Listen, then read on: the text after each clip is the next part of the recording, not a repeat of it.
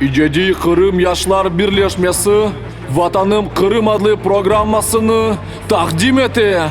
Seyran 762 birinci Kırım Tatar rap icracılardan biri. Onun icadında belli rap eserler arasında Kim eğer biz değil, Kırım vatan millet, Kırım'da yaşa, Aterni öldürmeniz adlı ve diğer rap yırlar var.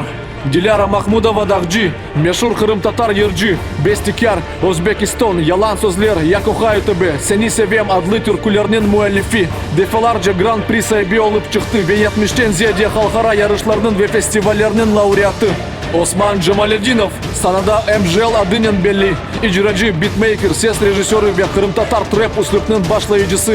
Fort Royal Beats adlı müzik leykanın ve Black Diamond Records stüdyanın temelcisi. Osman'ın belli yıllarından bazıları bular. Kanabah, Laf Etem, bundan gayrı onun icadında toy havası, kefe kaytarması, Kramiyan Tatar trap belli remixler var.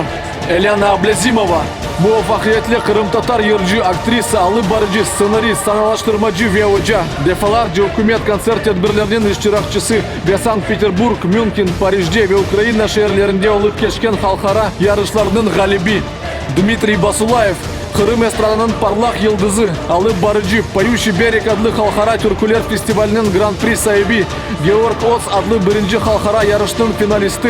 Onun repertuarında farklı janrlarda yapılgan çeşit türlü türlerde yazılgan türküler var. Ve Kırım estradanın yeni adları Yelena Kotnышeva, Kırım Medeniyet Sanat ve Turizm Üniversiteti'nin talebesi, cilveli lirik soprano tembrinin sahibi, halkara yarışlarının ve festivallerinin laureatı.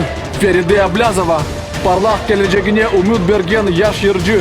Dilara Mahmudova meşhur Kırım Tatar yırcının talebesi ola. Halkara yarışlarının ve festivallerinin laureatı. Elina Nazarova, proyektinin en yaş iştirakçısı. Elena Ablazimova Kırım Tatar yırcının talebesi ola. İcat yolunu 2014 senede başladı ve Kırım estradasında eminlikle özünü takdim etti.